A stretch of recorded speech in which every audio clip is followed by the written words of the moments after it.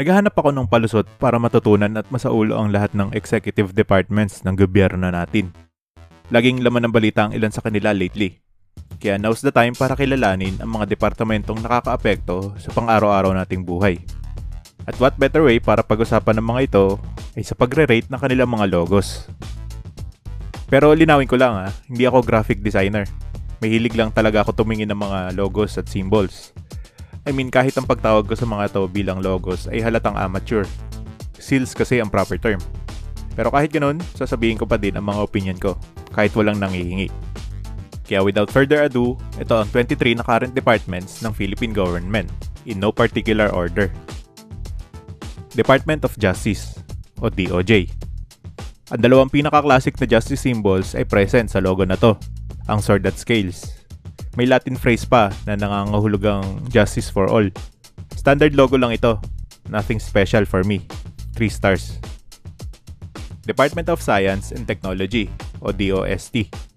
Ang daming symbolisms na nakapaloob dito, kahit sobrang simple lang.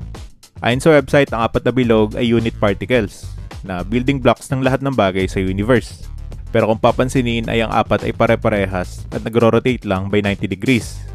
Kaya pwede rin ito ma-interpret bilang isang gulong na naikot na nagpapakita ng progress sa technology.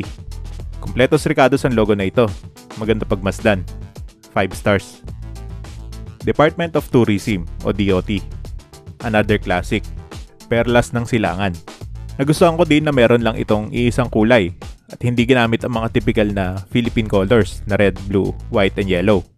Another 5 stars to para sa akin. Nagme-make sense lang din dahil bilang official na beautician ng bansa, required na dapat ang mga pinaka-creative ang kabilang sa departamento. Department of Energy o DOE. 2 words, walang dating. Ni wala nakalagay na symbol na pangkuryente. Actually, this logo dates back to Ministry of Energy days pa. At kaya pala 13 yung spikes ay sumisimbolo ito sa 13 regions ng Pilipinas noon. So, sobrang outdated na din ang logo na to. 1 star. Department of Human Settlements and Urban Development o DHSUD. Unang opinion ko dito ay ito ang aking least favorite among the 23. Pero habang mas inuusisa ko isa-isa ang nasa listahan, may ilang mga seals na mas mababa pa dito. At least ito madaling maintindihan ng symbolism na nakalagay, di tulad ng iba dyan. Kaya sa huli, bibigyan ko to ng 2 stars. Department of Budget and Management, DBM. Ayos naman ito para sa akin. Hindi ko lang maisip kung bakit ganun yung symbol na ginamit. I guess bagay yung scale kasi nga related sa budgeting or balancing. Mas sanay lang siguro ako nakikita ang simbolo sa mga justice-related concepts. 3 stars. Department of Environment and Natural Resources o DENR. Gets ko naman ang gustong ipahiwatig ng DENR dito.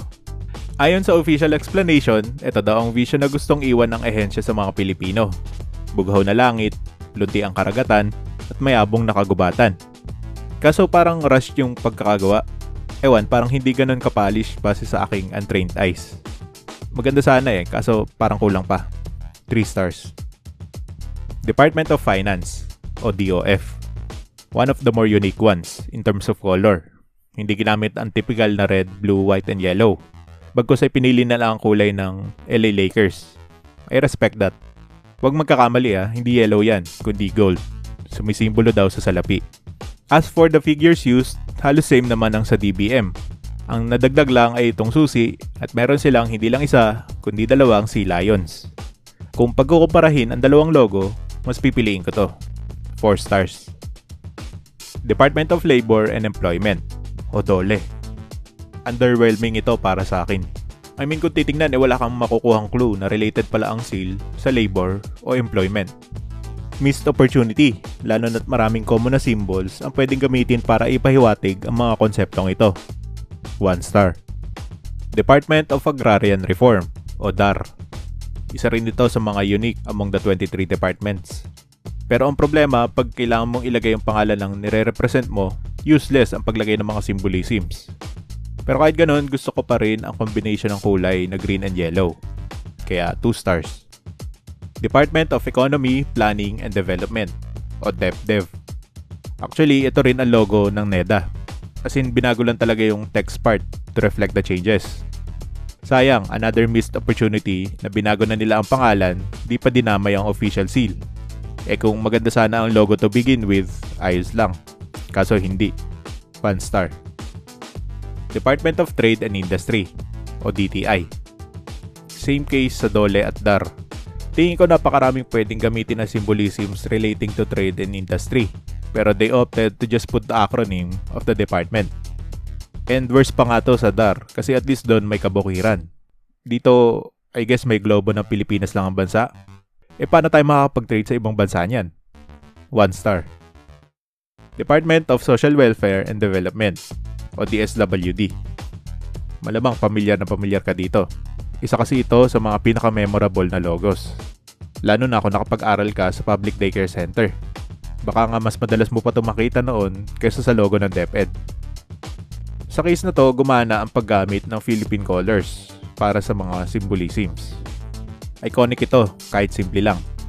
Kaya bibigyan ko to ng 4 stars. Department of Health o DOH. Complete opposite ito ng DTI at DOLE dahil tatad ito ng logo ng mga iba't ibang icons and symbols na health and medical related. Para sa akin, sobra-sobra naman yata ang paglalagay ng mga imahe na ito. Kailangan pa ba talaga lagyan ng ospital at ng anchor? Pero i-rate ko pa rin to as 3 stars for the effort. Department of Migrant Workers o DMW. Isa itong patunay na hindi factor kung bago pa lang ang isang kagawaran para magkaroon ng magandang logo. Take note, DHSUD. Bagay na bagay din na Philippine colors ang ginamit dahil itong seal na to ang nakalagay sa mga dokumentong dala-dala ng ating mga kababayang nangingibang bansa. So it's perfect to retain that national pride. Tsaka tingnan mo naman ang mga symbolisms na ginamit. Bawat sulok may makikita kang bago. This is without a doubt one of the best ones. Maybe even the best. 5 stars. Department of Interior and Local Government o DILG. There's that text again. Doon pala ang low rating na kagad to para sa akin. At talagang nag-give up na sila sa symbolisms at nilagay na lang ang mapa ng Pilipinas sa background. 042. Well, yung nasa palibot ay 18 na tao.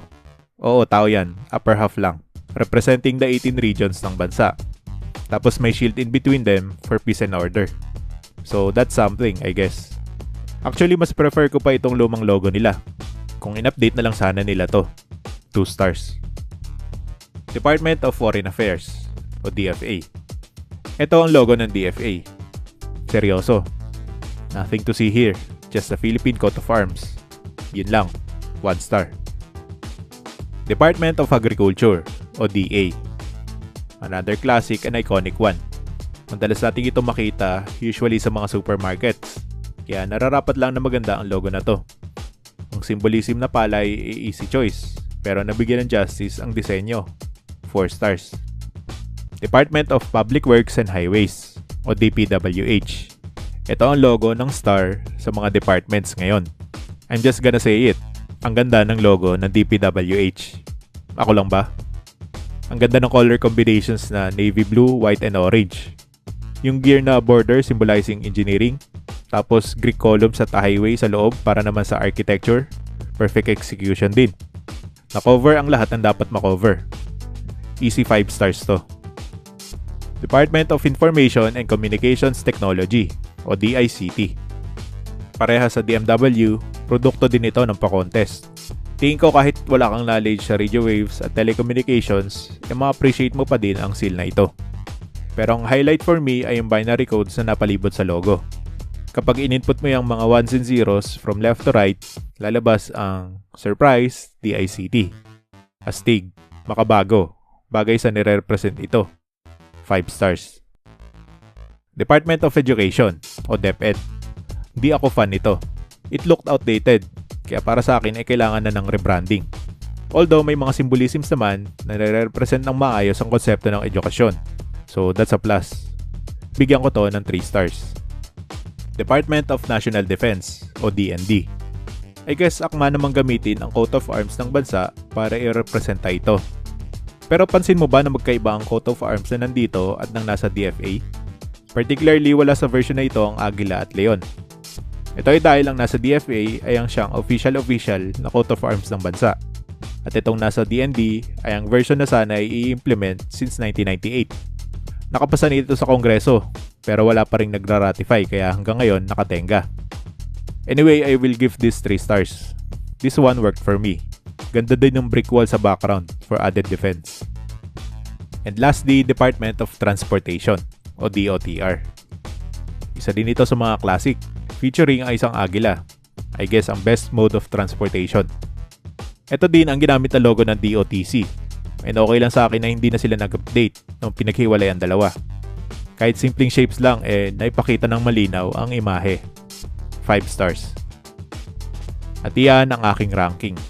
Gusto ko ring makita ang sa inyo. In conclusion, tingin ko ilan sa mga sales na ito ay oras na para palitan.